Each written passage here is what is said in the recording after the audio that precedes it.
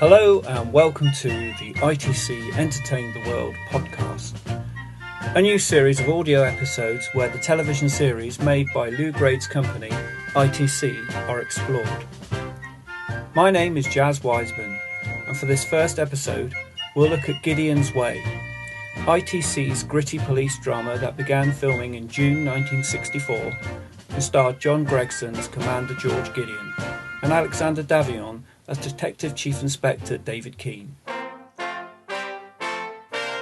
The series was produced by Robert S. Baker and Monty Berman, and for this episode, I'm joined by Rodney Marshall.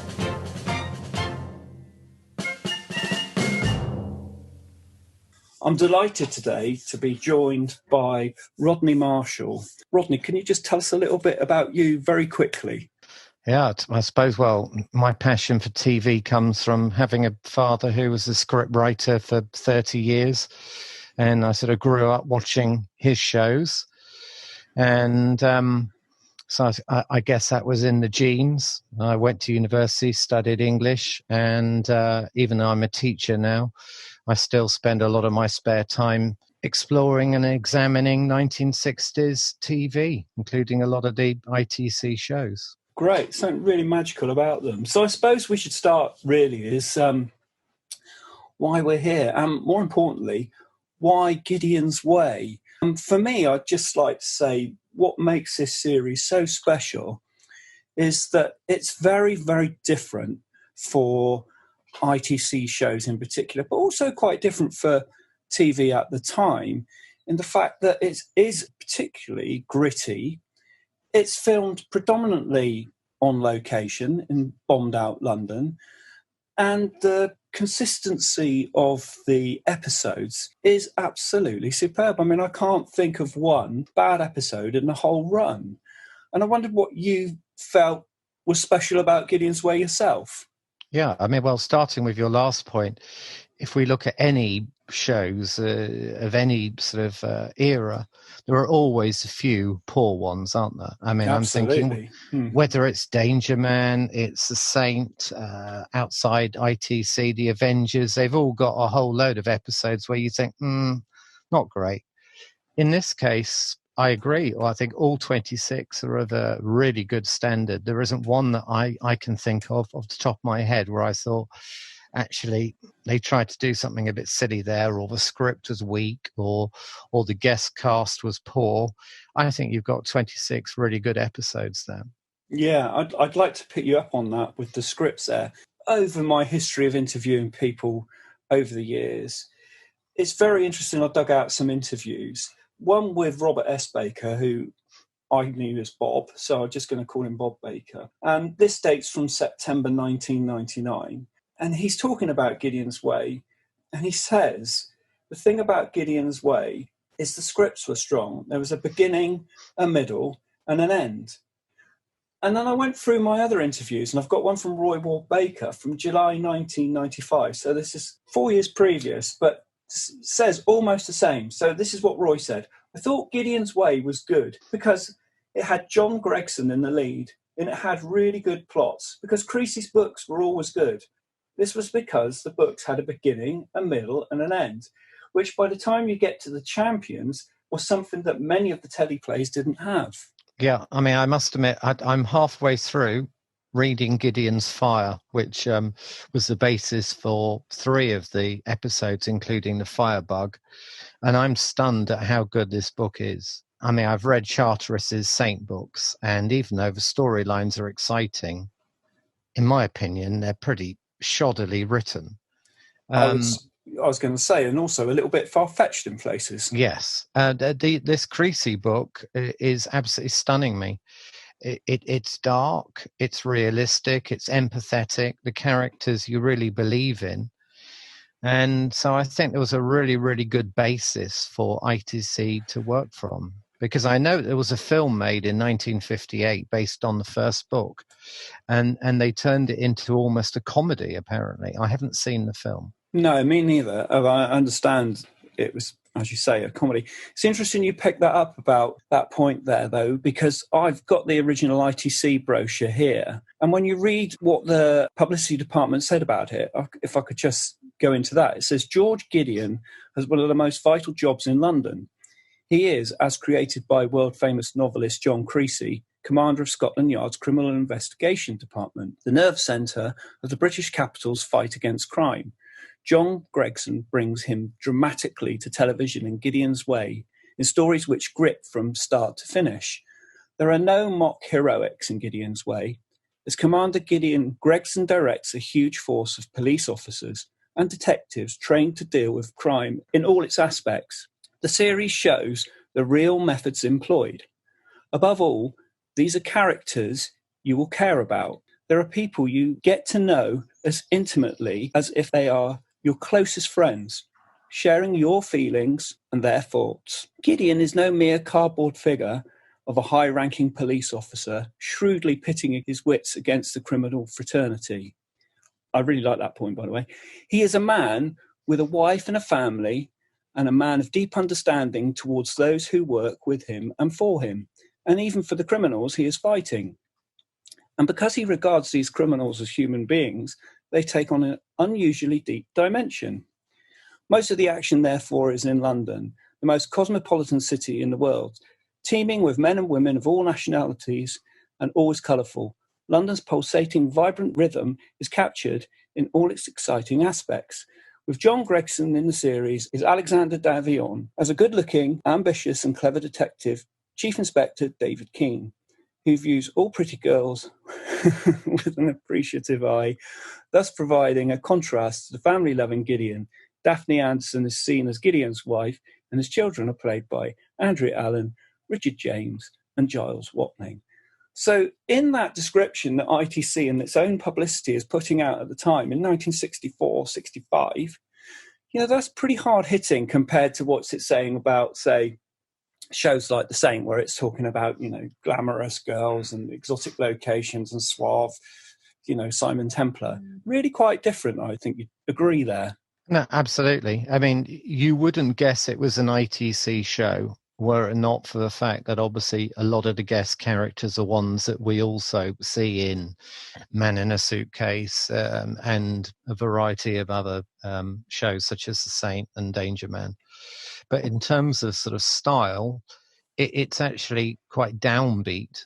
I mean, some people would say Man in a Suitcase is downbeat, but still, it centers around clients with a lot of money. McGill might not have that money, but his clients have. So you still got a lot of glamorous locations. There's very little glamour in this at all. I mean, I noticed that word said something about glamour in London in that publicity, but we don't get to see the glamour very often. We don't, do we? No. I mean, you said before, it almost feels like a post-Blitz London. Yes, well, when you look at some of those episodes, in particular, say, like the Firebug, which is one we mentioned earlier, where George Cole's character is riding around the sort of streets on his scooter, you see all these sort of bomb sites, and you realise that, okay, this is 20 years after the war, and London still had these bomb sites that kids played in. I know it talked about London being a cosmopolitan city and being glamorous and always colourful there. Ironic, it says colourful there, because obviously the show was shot in black and white. But to me, like you say, you don't really get that swinging London kind of thing, which was beginning to happen, except for maybe in a couple of the episodes where the nightlife, as I was going to say, with Anton Rogers in the sort of Chelsea boat, and, he's got his little gang and that's quite sort of young and happening and, And interestingly, that didn't come from a Creasy book. That was one of the 5 that was a new storyline. That might be relevant. I mean, if I can read this out, this is just literally a few lines from Gideons Fire. And this is the fire chief who's explaining that London is full of slums that are dangerous. And he actually says in this little piece, and it makes its way indirectly into the episode, he says, we've got grave overcrowding. We've got residential districts that are ready for fire. We've got tenements where there is only water on one floor. We are nothing like as civilized and advanced as we like to think. And I think that's something that the show delivers. Forget swinging 60s, Carnaby Street, the Beatles. There is this other London. Yeah, this is the real London, isn't it? When you look at it and you see how, I would say, grimy it is. In particular, I think the black and white sort of emphasises this grime and grit that when people talk about London of the 60s, a lot of, they talk about London being swinging and that, but like, I can't remember who said it, but someone said by the time that Time magazine had got there and done its swinging 60s London feature, those swinging days had gone and it moved on. But prior to that, London was pretty dark and grim. And, we've got to think about things like the craze.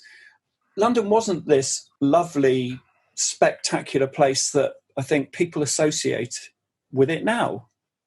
Yeah, and I think also you take characters like John Drake in the second series of Danger Man, you take Simon Templar, and as I say, outside the ITC stable, you take John Steed. They're all living in very nice mews houses or apartments in trendy parts of London.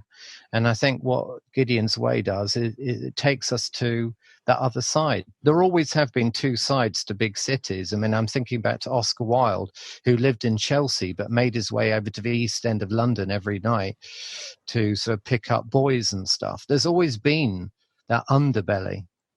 Yeah, and actually Gideon's Way does do a little bit of that in the contrast between Gideon's family home in, suburban North London, whereas most of the crimes he's investigating are on the grimy streets of, say, East London or North London or South London, wherever the district is in particular. Yeah, and I think that there probably is a tiny bit of a critique of Gideon from that point of view. I mean, he comes over as a really sympathetic character in all the episodes. But at the same time, there is almost this sort of, he can go back to his slightly smug middle-class existence at the end of the day, whereas a lot of those victims of crime are left to pick up the shattered pieces. I think he's aware of that, but it is quite a luxurious, detached home he goes back to, isn't it? Yeah, absolutely. And like you say, detached as well. So it's going to cost a lot of money. So that contrast, I think, plays out really well in all the episodes. And it's funny because when I first saw this series, which would have been someone in the sort of mid to late 80s, where I'd got copies on video from Australia, but because the slot that they were shown in, I think they were restricted to 45 minutes of action because of all the adverts. The bits that they cut were always the family bits. Oh, so wow. For years, I didn't really get why they would say, there's Gideon's wife and Gideon's kids. And you're thinking like, well, they weren't in that episode. But it wasn't till later on when I actually saw that the uncut ones, I realised, oh, right, all the bits that were cut out in Australia are all the bits where he was sort of cozying up at home, which I found to be quite funny because in a way they're the bits that actually give you the contrast in his character. They do, and there is it becomes a running gag, doesn't it, in the series? Whenever he's planning a family outing or a comfortable evening at home, the phone goes and it sort of interrupts. And even though in that opening episode he admits that his wife left him many years ago because he'd got an imbalance between work and home life, I think once the series gets going, it's very much like relief to home life. He's every man. He's got issues with teenage children, and he's like the rest of us, I think is almost what they're hinting at, isn't it? Yeah, I think so. It's interesting as well that you've been reading that book because I've been delving around in the depths of my archive and found out a couple of the books with the small picture of him on the front. I've got a couple of them, but I did a little bit of research and actually there's a series of 8 of them. And I've never really ever read them. So I think tonight I might actually start reading some of them because I read some of the Saint novels years ago and I thought, everyone says, they're the best ones that were put into the series because they were the black and white ones. And I agree with that. But reading some of the novels, I felt some of this is so far-fetched. He's tied up and he's in a warehouse and it's on fire and the villains haven't frisked him, but he's still got a sort of tiny knife up his sleeve or something. And I'm thinking, come on. They're quite childish in a way. Yes. I mean, one of the, obviously most of them is short stories, but the novel, The Saint Plays with Fire, which had an original title, but then got remarketed. Prelude to War, wasn't it? Yeah. And in that book, it's full of real slapstick comedy. So he gets to a train station and he's only got minutes to save this woman. But the taxi driver who picks him up has got a speech impediment and he can't understand him and stuff. And it's quite boyish humour. Yeah. Whereas actually the Creasy books, judging by Gideon's Fire, they're quite understated. And as I say, very empathetic. I mean, he sold 80 million books during his lifetime. Yes. I don't know how he managed. He managed to write a book every 2 weeks, 600 odd books. I don't know how you do that. That's amazing, isn't it? Yeah. I mean, one of the things I was going to say there, because I've been going through some of the original scripts that I've got that were Roy Baker's, who later known as Roy Ward Baker. And I've got quite a lot of Roy's scripts. And if you look at some of the series, there are pages where he's scribbled notes and annotations, particularly to dialogue that he's not happy with, that's come back from the scriptwriter. But if you look at these Gideons Way scripts, there's hardly any of that. There's the odd word that's maybe scribbled out, or he's written a little replacement word. And I think that obviously when he was working on this, it gives the show a lot of respect by that, because when you look at something like The Baron, and there's like a page of dialogue and lots of pen and scribbles all over it, you can imagine the difference. So I think as a director, from what he said in his quote, he held this series in quite high esteem. But what makes it interesting as well is it's almost like the forgotten ITC series, isn't it? No, it is. I mean, to me, there's almost a Janus side to it, in that it's got one head looking backwards at the 50s, which is not surprising, as quite a few of the books had come from the 50s. And yet it's got one head looking forward to the sort of gritty and often quite brutal sort of 70s police drama. So it's almost doing both. Yeah. It feels quite old-fashioned on the one hand, and yet actually it doesn't mind dealing with quite shocking content. I mean, we've got everything from suicides to domestic abuse. Even the villain in The Housekeeper, it turns out at the end of the episode that she was actually raped as a teenage maid, and she's been getting her own back on what she calls dirty old men. Yeah. That's quite, I would have thought that would have been quite hard hitting.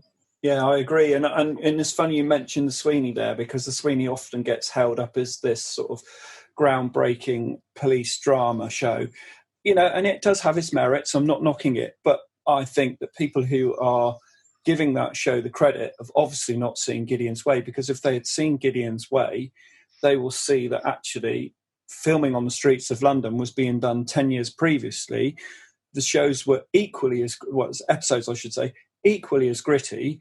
And as you say, like, some of the characters in there are quite tragic, really. They are. I mean, there are quite a few what I would call victim turned villains.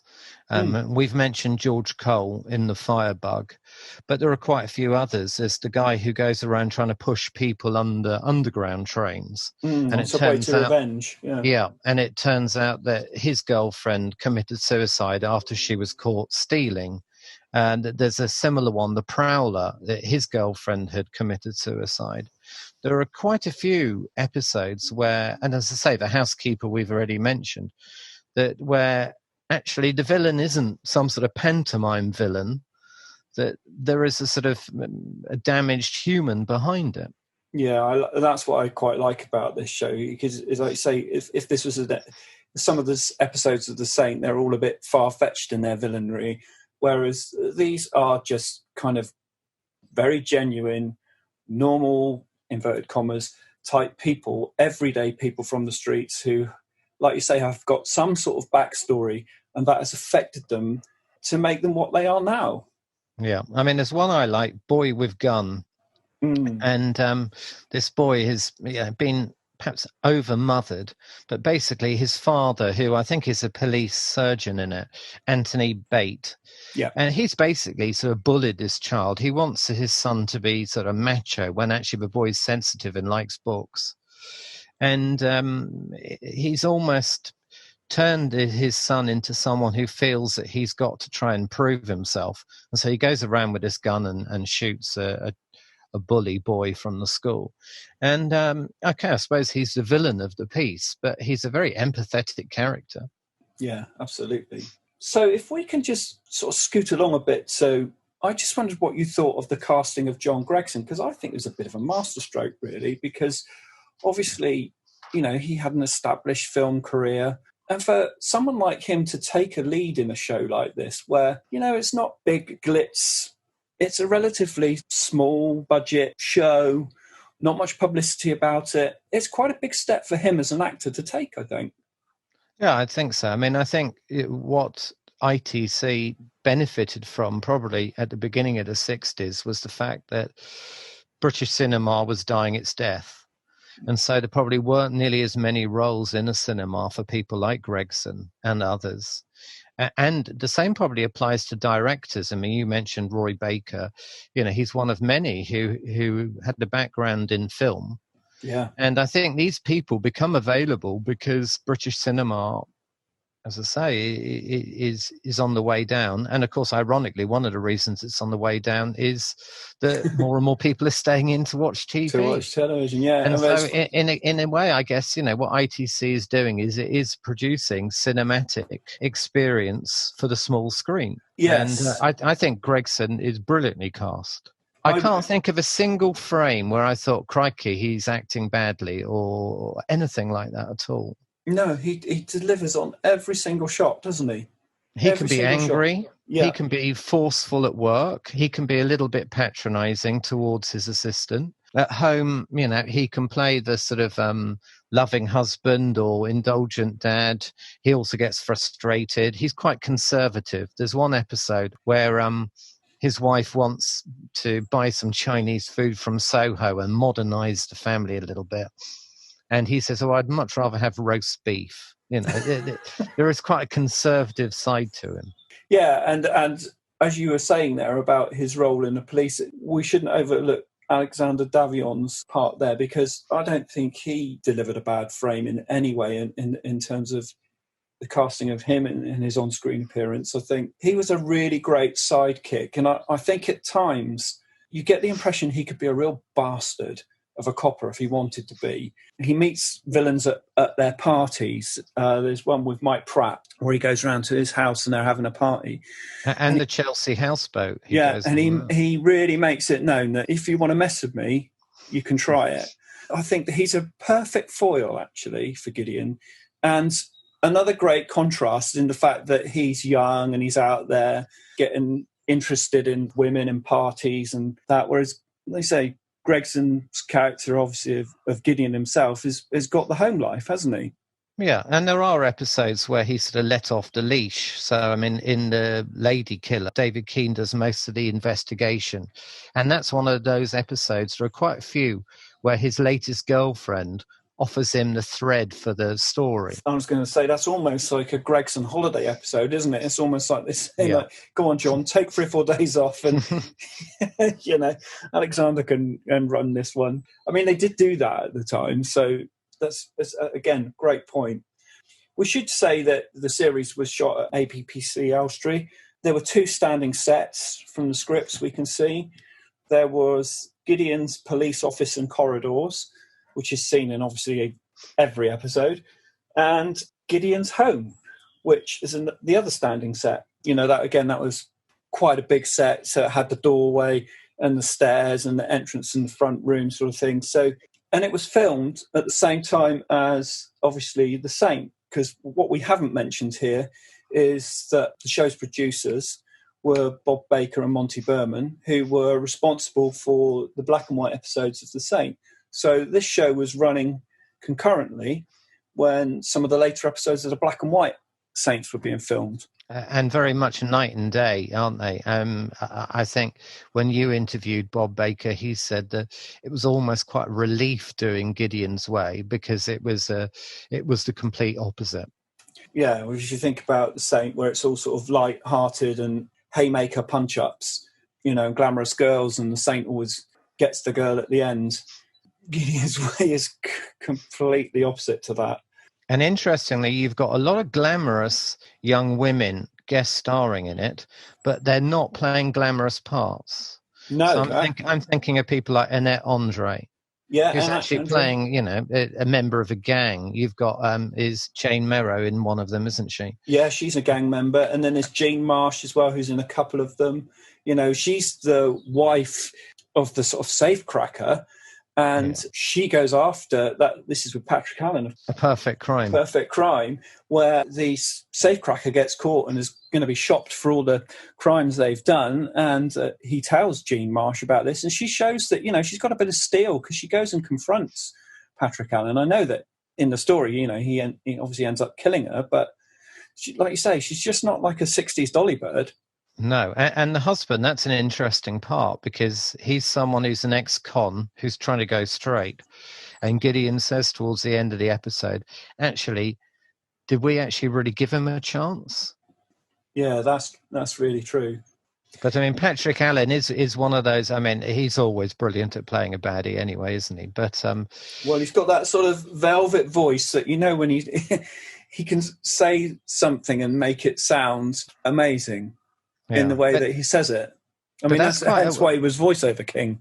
Yeah, no, absolutely. But his part in that is quite fascinating because he's a Jekyll and Hyde character. He doesn't need the money. No, he's a wealthy stockbroker. Yeah, but he wants a bit like Hyde. He wants to go out at night time and he wants the danger. It's what he gets off on. Yeah.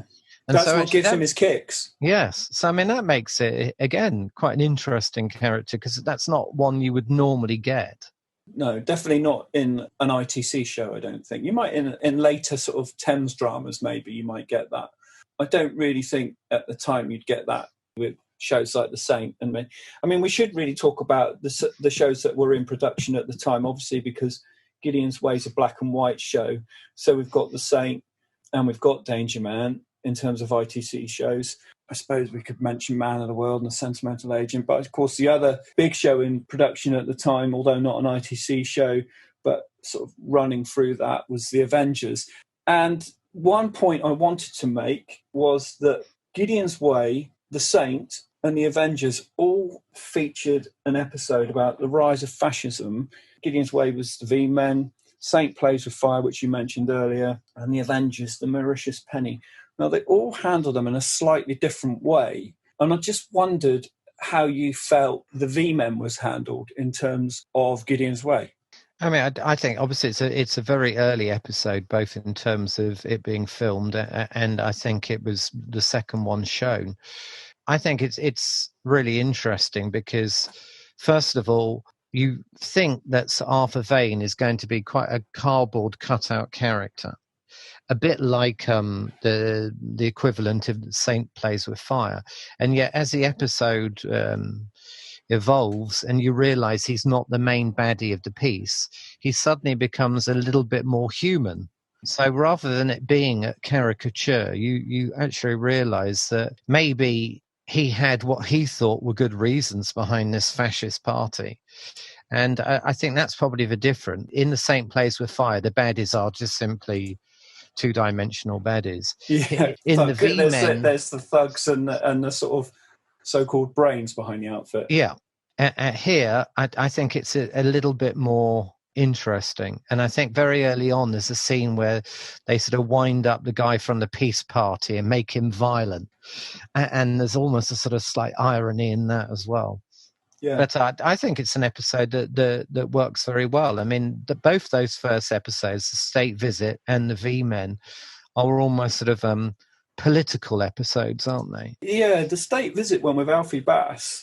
I remember the first time I saw that and I thought, oh, that's quite different for an ITC show, planning of a murder of a head of state. I know that in later sort of shows, like I say, like The Champions, there's always that sort of thing, but didn't really seem to be as the sort of gist of, say, Danger Man or the Saint at all when I think about it.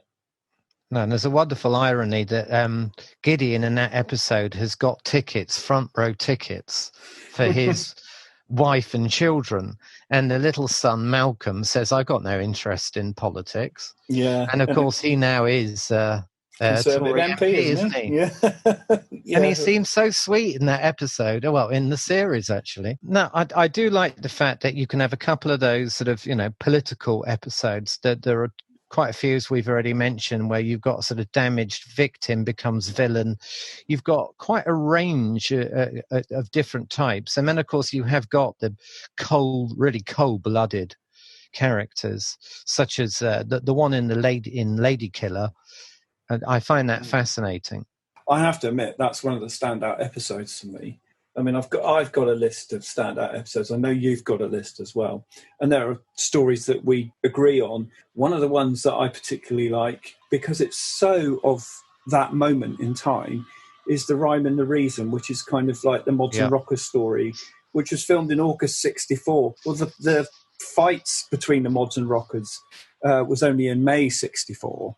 So it's very like of that moment. But also I liked the fact the show was showing youth culture of that time. Again, and they did that with the Nightlifers as well. With Alan Rothwell is very good in that.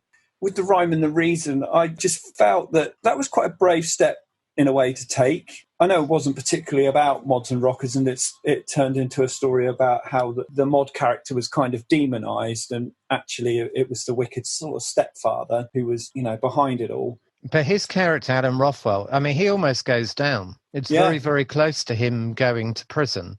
And he says at one point, doesn't he? He says, you're just judging me. Society, the police, everyone judges me by the clothes I wear. And if you think about that, that's the same throughout any sort of youth culture movement.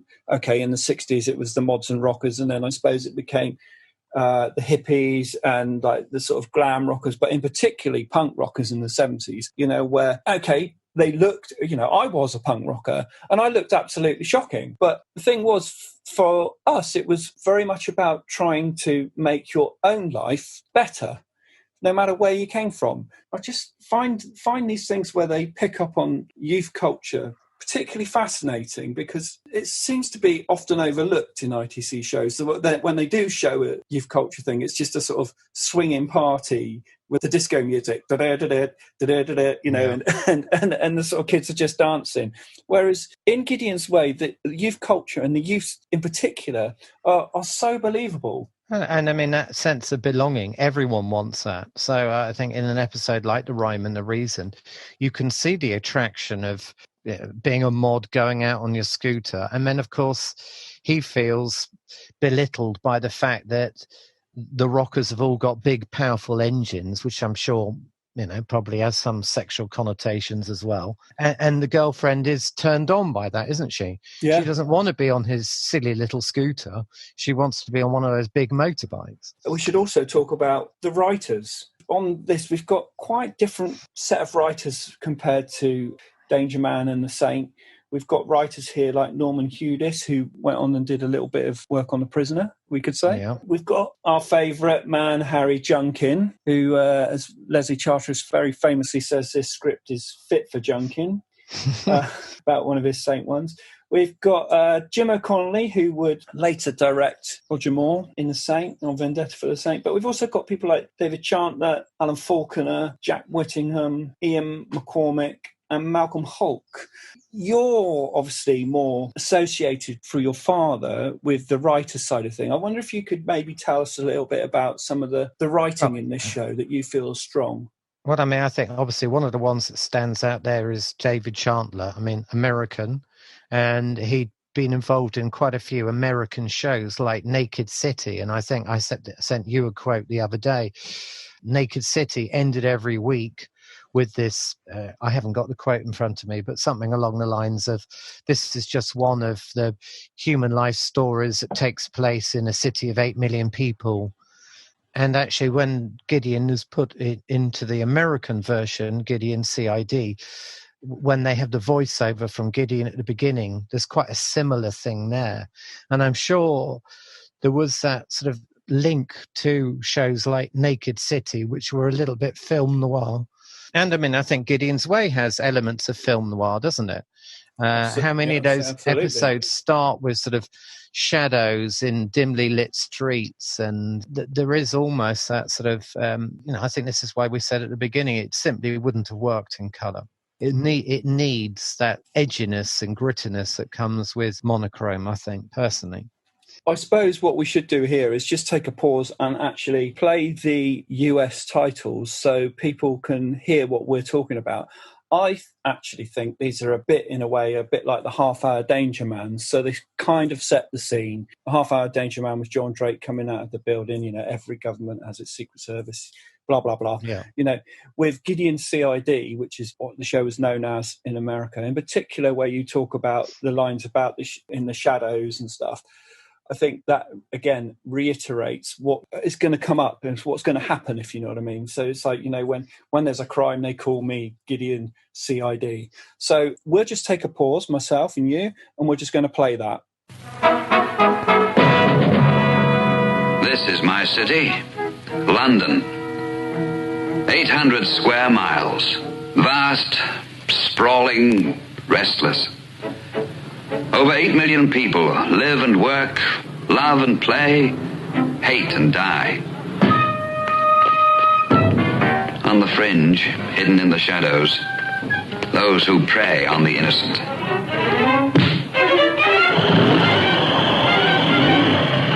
Steal, destroy, attack and kill. When they do, it's a job for me and the Criminal Investigation Department.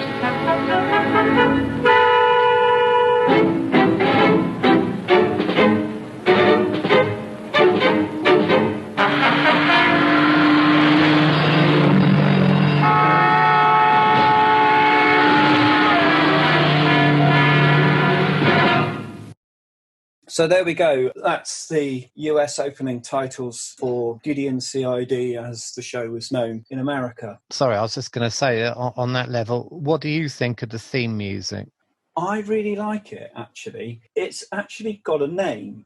It's called G Patrol, and it's by the ITC great Edwin Astley. What I like about it is it's not dark, if you know what I mean. If I listen to lots of music, being a musician, and you can hear the sort of mood of the piece, Gideon's Way does not give you that mood that is going to be something sort of gritty. It's quite upbeat, quite light. I was going to say, that's exactly the word I would have used. I would have said it's upbeat. It's almost, you can trust in Gideon. Yeah, it's light, if you know what I mean. It's not dark and heavy and moody. It's kind of quite joyful in a way. And I like, again, Gideon's Way is that thing of contrasts we've mentioned a lot. And I like the contrast that the music is kind of upbeat, but actually when you get into this, it's kind of down and dirty. We should point out that Gideon's Way, the original soundtrack, is available, as are the DVDs, via network. And if you're a fan of the show and you haven't got these CDs, it's a 2 CD set, and each CD's getting on for an hour or so long. It's got great tracks on it. If you're a fan of the show, I think you'll really appreciate the music, because the music is great to have on. I tend to put these on when I'm working away in the background. And it's great because you kind of you don't sort of hone in on it, if you know what I mean, but it's there. And the DVD set, we should say, has been available since 2005. It really is worth getting if you haven't seen this show, because there's not a clunker in this, as we've already said. And believe you me, if you sit there and watch this, I can guarantee after 1 or 2 episodes, you will be hooked and want to watch them all straight away. That's your fault. I got into it. Yeah, I'm responsible for that. Sorry. But, I just think the show needs more sort of flag waving, really, because, like I say, it's forgotten and people don't realise just how great it is. Well, I mean, I said to you the other day, as you know, I'm a huge fan of Robert Sellers' book, Cult TV, Golden Age of ITC. I love it. And he has lots of interesting things to say about Saint, Man in a Suitcase, Danger Man, and a lot of the other series. there are 12 lines about Gideon's Way in a chapter at the back called, Not Forgetting. Yeah. Sort of. And in a sense, I guess that sums up where we are with Gideon's Way. It has been forgotten. It's not a show that's ever talked about.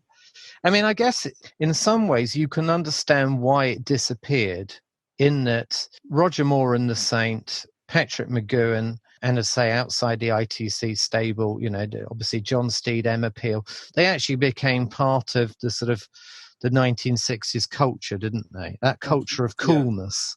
Yeah. Now that Gregson and Gideon are not cool. No, that's not what they're aiming at. And I think maybe, it needs a revision now. It needs people to sort of look at a show like that and say, actually, first of all, it hasn't dated, as in it doesn't now look clunky, which some shows do. It is the first, so far as I'm aware, it's the first proper police procedural from Britain to free itself out to go out on all that location shooting. The guest actors in it are impeccably good. And I think some actors who we're used to seeing in slightly more cardboard cutout form actually really thrive in this environment. Don, I was going to say, some of those actors as well, obviously in the early days of their career, going on become very well respected and established actors, people like John Hurt and Donald Sutherland in particular. These are guys who are in the early stages of their career. They give great performances in this show. And there's no hamming up, there's no sort of silliness like the occasional times you might get in, say, The Saint. These are absolutely rock solid performances. I don't think the directors would have stood for it, to be honest. And also in terms of the scripting, there was no opportunity for that sort of hamming up. No, I mean, there are some surprising guest actors as well as the usual sort of ITC brigade. I'm thinking in Morna. Now, I like Morna because it's got a really daring structure. We begin with the murder having already been committed, and we work our way back through sort of flashbacks from various witnesses. And you've got John Justin in there. Now, I mean, John Justin is someone who's in my favourite film of all time, The Thief of Baghdad, which made him an instant hero in Hollywood, a huge blockbuster film.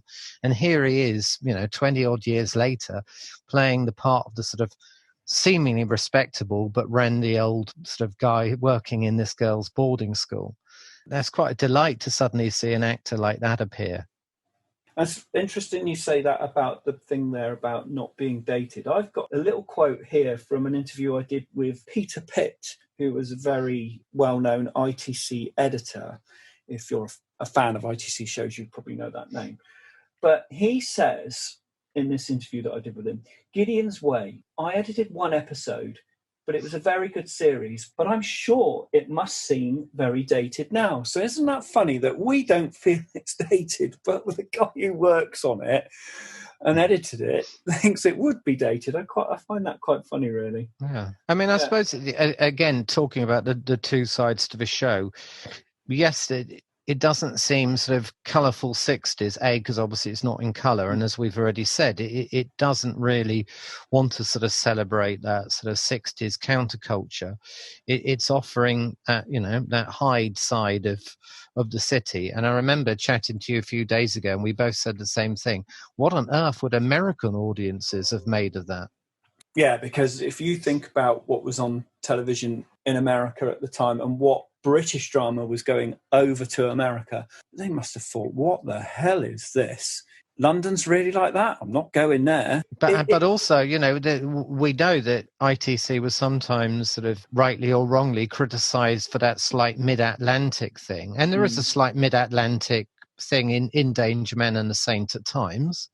Here, there's no even vague impression of a show which is trying to make itself attractive to an American audience, is there at all? No, I mean, and to be honest, when said about getting the shows from Australia, over in Australia, Gideon's Way is still shown and it's broadcast late at night and it seems to be on virtually all the time. And I wonder how they would have thought of it. I know there's a lot of expats there, but like you say, I suppose they're, in a way, I suppose they're closer to our sort of understanding than, say, some of the Midwest in America. But still surprises me that a show like that seemed to be so popular that it was brought out and just continually shown forever. No, absolutely. I mean, you were mentioning earlier individual episodes. I mean, the Nightlifers, which we did mention very briefly earlier, that is an interesting one, because I'd say it's not a typical Gideon's Way episode. But, I mean, again, you've got what a fantastic cast in something like that. I mean, Jean Marsh, who is brilliant. Brilliant. You've got Annette Andre, a very young Derek Fowles. But, and I mean, Anton Rogers, who I'm more used to seeing playing nice parts. My goodness, he is evil in that. I always think of him in that Randall and Hopkirk episode where, again, he's kind of the slapstick and he has to get drunk to see Marty. But like you say, he's a completely different character and actor in The Nightlifers. He's got a real edge of nastiness about him. He's sadistic, isn't he? He is. He's wonderfully sadistic. And then there's a brilliant close-up by the director, literally in the last couple of minutes, when he's been interviewed about the murder and he's still smug. He says, yeah, I've finished, and actually I'm really bored being here, etc. And then Gideon drops the punchline that actually Derek Fowles' character, Tim Coles, is now dead. And his face just drains. And he doesn't say anything, but I think, yeah, that's the mark of someone who is a fine actor at that time. I mean, he's actually very good in Man in a Suitcase as McGill's friend as well. I was just looking at my quotes and stuff here. We've missed this one out, but we should go back to it, really, because it's a Bob Baker quote from September 1999, and I asked him, what made you and Monty Berman decide to film Gideon's Way? And I love his response to this. It says, oddly enough, we didn't decide, but Lou Grade offered it to us.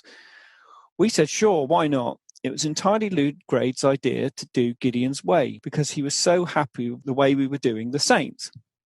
It was running so smoothly that he thought we could tackle it. It was a lot of hard work, but we enjoyed it. So there we get the main point that Lou Grade was the man who decided that ITC should make Gideon's Way, which is quite fascinating, really, because I guess he must have read the books and thought that there was something in it. And looking at the Saint, as in a literary character, it's working. Let's get Bob and Monty to do Gideon's Way. When I was saying what I said earlier about shows like Danger Man and The Saint and Man in a Suitcase, it wasn't in any way to be critical of those. But I'm wondering whether he felt that actually we can do something a little bit different here. I mean, they had done that sort of Interpol series, hadn't they? Was that like 59, 60, something like that? Interpol Calling, yeah. No, I've never seen that. I don't know if that's at all gritty or... It's a good show. It's not as gritty as, say, Gideon's Way. I think particularly because at that time, ITC was kind of finding its feet in contemporary drama, because if you think about it at the time, they were still making swashbuckling adventures, and they'd been really successful at that. Robin Hood, William Tell, Sir Lancelot, and many more. They were Buccaneers. Ivanhoe. Well, Ivanhoe wasn't ITC, but if you look, of course it wasn't. No. But if you look at those shows, they were all very successful. I mean, Sir Lancelot even went into colour, and in the 50s. Again, it was made for the American market in colour, but so with Interpol Calling and For Just Men, they were kind of finding their feet really with contemporary like 50s, 60s drama, and I think where that really came to a fore was H.G. Wells' Invisible Man. They sort of got the formula right there, and obviously when Danger Man started, that was right, we're off and running now. We've done our little sort of warm-up with these shows. We know where we're going. So, yeah, Lou Grade offering it to Bob and Monty, I thought was a bit of a revelation. Yeah. Usually in terms of, well, not say usually, but, more often than not, I suppose with later ITC shows, they just kind of had a concept and an idea and sort of showed it to Lou, and Lou said, yeah, so I'm thinking like they're The Champions, The Prisoner, Man in a Suitcase, Randall and Hopkirk, Department S, The Persuaders.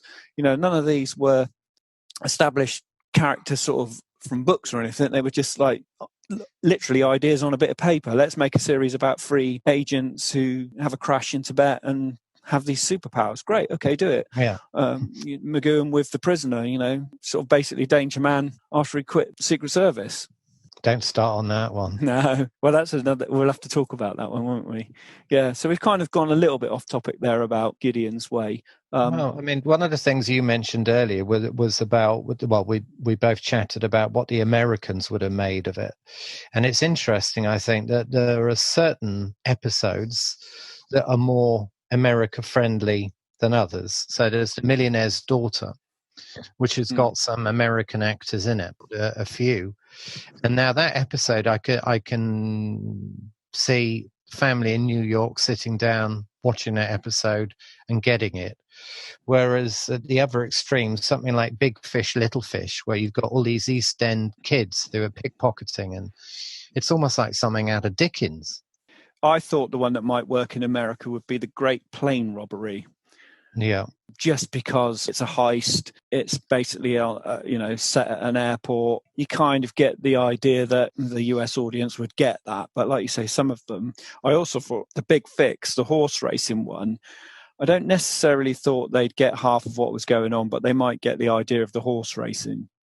I mean, I think one we haven't mentioned at all, which is an interesting one, how to retire without really working, because they have there gone for a comic episode, and it's Eric Barker, who I always think is brilliant in comic parts. He's very good in a Danger Man episode, the ubiquitous Mr. Lovegrove, which again is a mad over the top one. Now this isn't over the top like that, but it has almost got a comic feel, and Gideon doesn't want to catch them. He likes them. He visits their home, and he even admits to his counterparts at CID, I don't really want to catch these people. They're sweet. Yeah, you're right. I hadn't really thought about that one in a way of it being sort of a little bit lighter, I suppose, compared to some of the others. I can't remember off the top of my head if that was from a book. Can you? Yeah, it's from Gideon's Lot.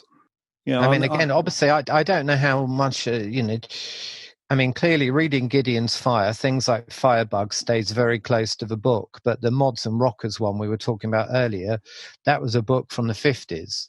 So clearly it wasn't Mods and Rockers in the book, was it? They must have changed that and tweaked it.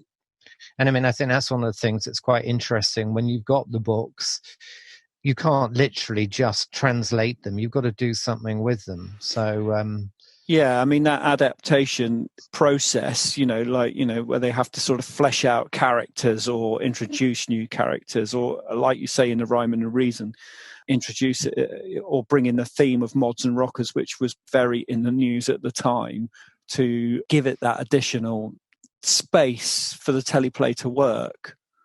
Yeah, I mean, George Cole's character in Firebug, there's nothing, so far as I can see so far in the book, about the doll. Now, right. I think that's a brilliant bit in the actual episode, that he talks to this doll, because it's the only thing that's left from the fire that his wife and daughter died in. And the doll almost becomes a sort of, in a strange way, a sort of surreal character in the story, doesn't she? Yeah, and I watched that the other day, and there's parts of that episode that are just fixated on him, as in like the camera is still and he's standing in his dressing gown and he's all drab and he's kind of talking to the camera.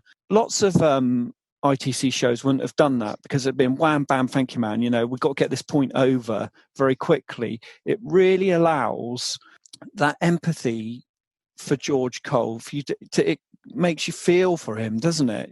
Can you remember that scene I'm talking about? Oh, no, I can. He's looking into the mirror, talking to himself. Yeah. Which in a sense is looking into the camera. And you do. And it's strange, because that's the moment when actually madness truly takes over, because he initially regrets that fire. Yeah. And then he says, oh, well, actually more people have got to die, etc. Yeah. And it sort of escalates and works like that. And I think this is one of the benefits of allowing the guest characters, which Creasy does in the book as well, to dominate. I mean, Gideon and his assistant do not dominate all the episodes. And so you have almost got a anthology feel to it, in the sense that these characters, as you say, are given screen time to actually develop and become proper rounded characters. It's funny because I did a number of DVD commentaries with George Cole, and he was always very, very reluctant to talk about Gideon's Way. I did get something out of him once, but it was only very small. It's like, oh yeah, I remember it, and yeah, it was all right. But he really didn't want to talk about it, which I thought was quite unusual because, when you're doing a DVD commentary, a lot of the time you're watching the screen and you're with one or two other people and you're talking to them about, I don't know, a certain shot or what the director did there or whatever. Sometimes you get these pauses where there's nothing in particular going on as such. It's a bit run of the mill. And I would always have my little sort of set of stock questions, and say like, oh, you were in an episode of XYZ. Can you remember about that? To trigger a little bit of thing, of a thought process. And most actors would say, yeah, I remember that. And the director was so-and-so and that was fun. Or, we went on location here or there. And, or the girl in that was, so-and-so. Yeah, I was also in a play with her in the West End or something like that. But George really didn't want to talk about that episode at all. And even off camera, when I asked him about it, he was just like, yeah, I remember that. And it's the only time I remember him sort of being a little bit sort of cold, because he was such a lovely guy and really warm. And, he could talk to you about Minder and all the other shows he was in. We even talked about his appearance in UFO and like he would say, oh yeah, blah, blah, blah about that. But yeah, he really didn't want to talk about the Gideon's Way one. I wonder if he found it upsetting, because it is really an upsetting part when you think about it. It is. And I mean, actually, even after what he's done and the destruction he's caused and the people who have died, that very last sort of scene where he goes back into the house where his family died and he runs up the stairs, etc., and you still feel for him. Yeah. Despite everything that he's done in that episode. Yeah, I mean, it's a real interesting story, that one. I do think George Cole obviously sort of steals it. The only thing I'd say about that is a little bit of iffy back projection, which I suppose all ITC shows sort of tended to have. But it's not the worst by a long way. But that would be my only sort of slight criticism of it, really. But then you see, I mean, in a way, you're saying about him stealing the show, which I entirely agree. Isn't that what he did with Minder? Because Minder wasn't a vehicle for him. It was meant to be a vehicle for Dennis Waterman. And yet, actually, the person who the public fell in love with was Arthur Daly, wasn't it? Yeah, good point. So we should really talk about some of these other ITC regulars, because we've touched on them. But it was like ITC's rep, really, wasn't it? So in Gideon's Way, you had Darren Nesbitt, you had Ray McAnally, you had Donald Houston, Mike Pratt, George Mussel, Jane Merrow, Annette Andre, as we mentioned earlier, Gerald Harper. The list goes on and on for these actors who, no doubt, if you watch an episode of Gideon's Way, you'll think, oh, they were in The Saint, or they were in Man in the Suitcase, or they were in The Persuaders, or they were in Danger Man. It's the magic of ITC's rep, really, isn't it? But it also goes to show that actually when it comes to it, that these actors can really turn in fantastic performances when the material is serious. Yeah, and I mean, a perfect example, I don't know if she was on that long list you gave, Angela Douglas, who often plays that sort of, pretty, fairly demure blonde. Ditzy blonde kind of thing. Yeah, and she plays what turns out to be really quite a bitchy part in Mourner. Here's this character who we're told in the first 5 minutes by everyone was perfect. Her dad says, she was the light of my life. The headmistress says she was the best child in our school. And it turns out, actually, there's a really dark side to her, which she's able to play.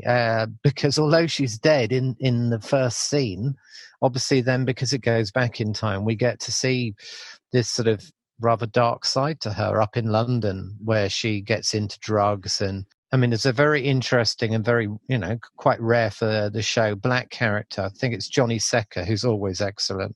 And he accuses the police of being racist, etc. And that episode's quite interesting because you think it's going to be one of his out-of-town home counties episodes, and then it draws us back into London, into this darker side. And of course, that's Kay Walsh again, who is so good as the murdering housekeeper.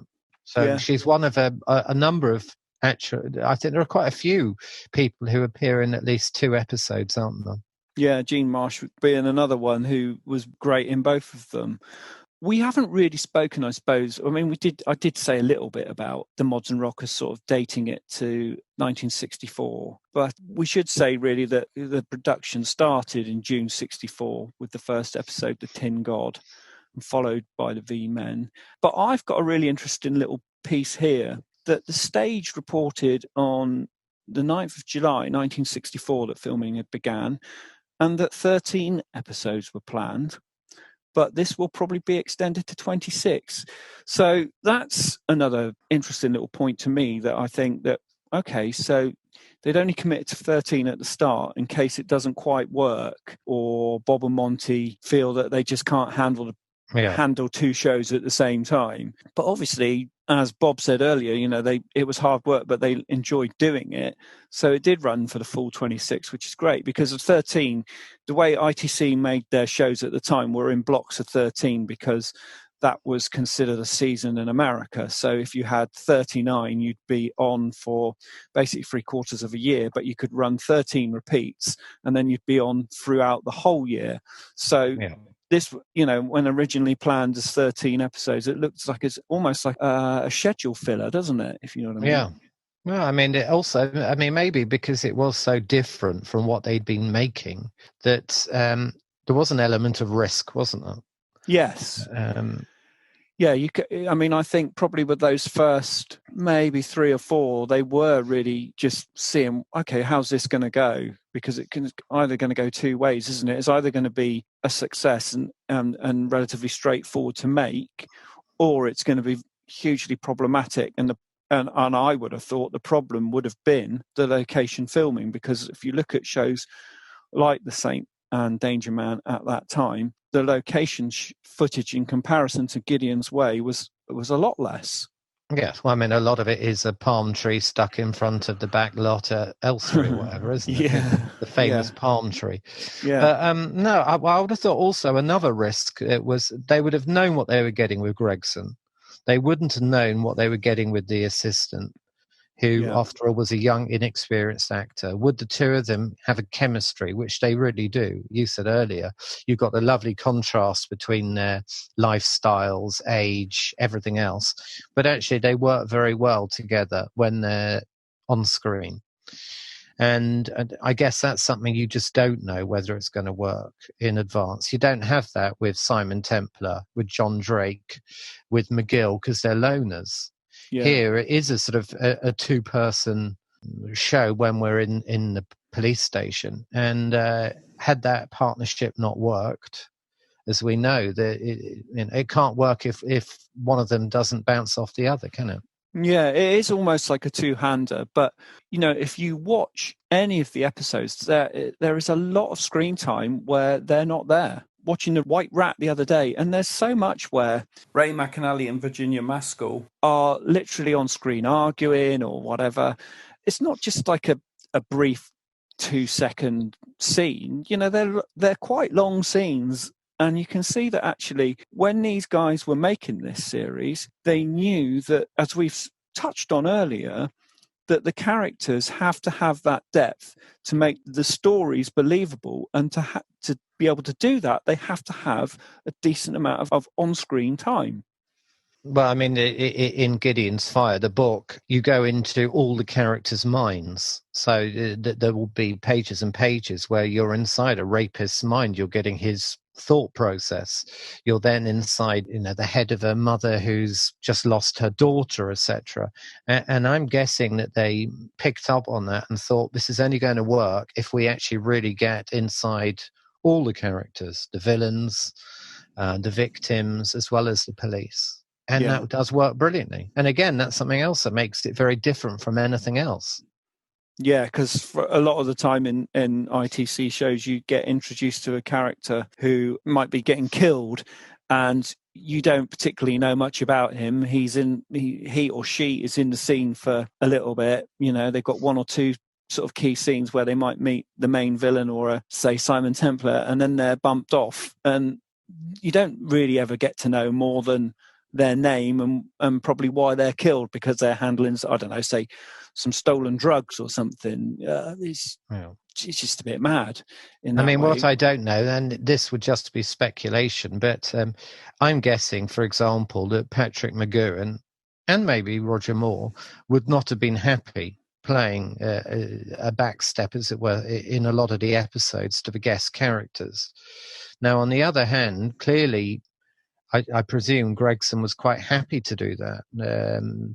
He doesn't seem to have minded the fact that he's not always, the main person on screen. And as I say, there's speculation there, but you would normally expect, if you're the star person in the show, that you're going to be on camera for a considerable amount of that 50 minutes each week, wouldn't you?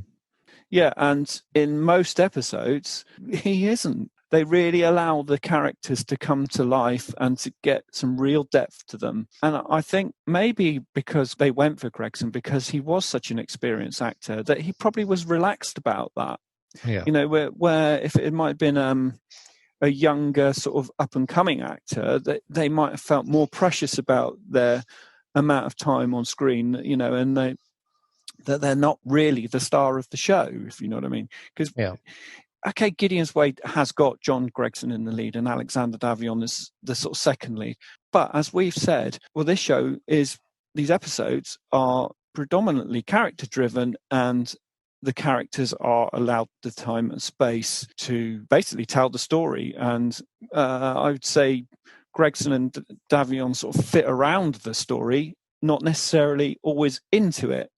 Yeah, I would say that this is the only ITC show I can think of in the 60s where it is definitely substance dominates over style. Yes. In The Saint, there's no argument. It is style first. Maybe Danger Man has a bit more of a balance between the two. Certainly in the half-hour ones that were a bit more film noirish. But this is a show where it's definitely about substance, isn't it? Yeah. It's not about style. It's not about fashions, flash cars, glitzy locations. This is very much about the human story. I think that's probably why it hasn't dated. And I think that's probably, because the story of, say, someone's wife who's killed in a fire and then becomes mentally unstable can happen in 1960, it can happen in the 70s, it can happen in the 80s, 90s, whenever.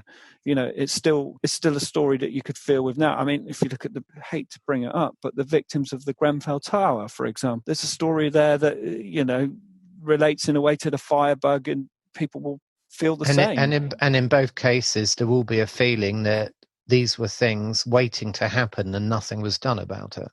Which unfortunately is a timeless thing. It will happen again somewhere, sometime. Yeah. I think probably though that also explains why it's never become a cult show, because the 60s, we all know, don't we? Those shows are all products of their time, and yet there is something timelessly sexy about the 1960s. The clothes still look good, the cars look great, and there's something very sexy about the 60s. There is, I think.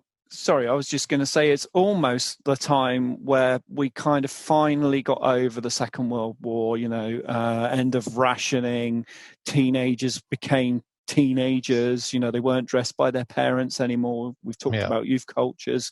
The music was exciting and there for the teenagers, and you weren't listening to some sort of trad jazz. You had your own music, whether it be the Beatles or the Who or the Stones or the Kinks or whatever.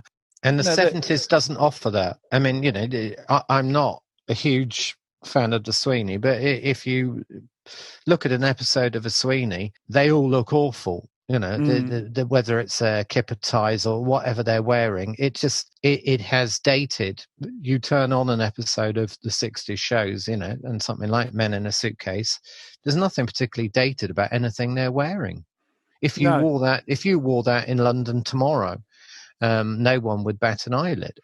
No, it's only, I think, when ITC shows started to get into the kind of later 60s sort of swinging hippie outlook. I mean, some of Roger Moore's ties, say, or lapels in Persuaders are a bit dated. But if you look at his suits in the Saint, in black and white Saints in particular, they're pin sharp. Yeah, no, I mean, the end of the 60s, I think, lost the plot. I mean, I'm thinking even outside ITC, Patrick Macnee had sideburns, for goodness sake, which looked ridiculous. I think a lot of the shows, perhaps 68, 69, the 70s has started before the 70s starts, in a way.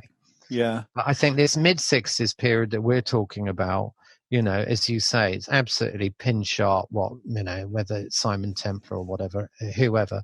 But this is not a show, Gideon's Way, that I don't think had any interest in that, really. No, I mean, and also, the villains just dress pretty much normally, don't they? I mean, they're either in suits, like you say, that don't date, or they've got a leather jacket on and a pair of jeans, and everyone sort of still wears, in effect, leather jackets and jeans. In a way, they're pretty timeless clothes, even though those sort of they're not making real statements, are they? No. We should probably round up, I think, now, because we've been nattering for quite a while. It's been fabulous, by the way. And so if I could get you to sell Gideon's Way to someone who's never seen it, could you tell me why or what you think is great about it, and what would make the show so great to watch for the first time or to revisit? Okay. I mean, I'd say, first of all, if you're a fan of police procedurals, then I think this is the landmark series. We're no longer in a world of Dixon of Dock Green, but we haven't entered that brutality of the Sweeney. I think this is a lovely halfway point. And so, as I said earlier, there is one head looking back, one head looking forward, and I think that makes it a fascinating historical police procedural series. If you're not a fan of police procedurals, then what I would say is this is very different from most cop shows. This is not a police series about bent coppers. It's not a series where the police sort of wade into things. This is very much, the human stories, with the police, as you said a few minutes earlier, entering when needed. So I think there is almost a one-off play element to each episode. There is something, it is a bit like entering a different theatrical world each week. There is an anthology feel to it, but you've got the police procedural as well. So I would say it's an utterly unique show. I can't think of anything I've ever seen that I thought, that's just like. So I don't know whether that would sell it or not. Well, I think it's a really interesting point. So I'd just like to thank you for joining me and spending, we've chatted for nearly 2 hours about Gideon's Way. So if you're out there listening to this, please let us know if you like what we're doing. This is our very first podcast. We're beginners. We're learning. We're finding our feet with this. I should say we are practicing social distancing, because I'm down here in the rural southwest. And Rodney, where exactly are you? I'm in mid-Suffolk. So we're doing this by the wonders of the internet. Hence, the quality might be a little bit iffy in places, but hopefully our chat allows for that. Rodney will be joining me again in the future for a chat about Man in a Suitcase, which we hope to do in the next few weeks. So I'd just like to say thank you ever so much for joining us on this first podcast. Please do let us know. Tell us what we can do to improve, what you liked, what you disliked, and I hope you enjoy it. And it's goodbye from me, as they would say. And it's goodbye from me. Thank you and goodbye.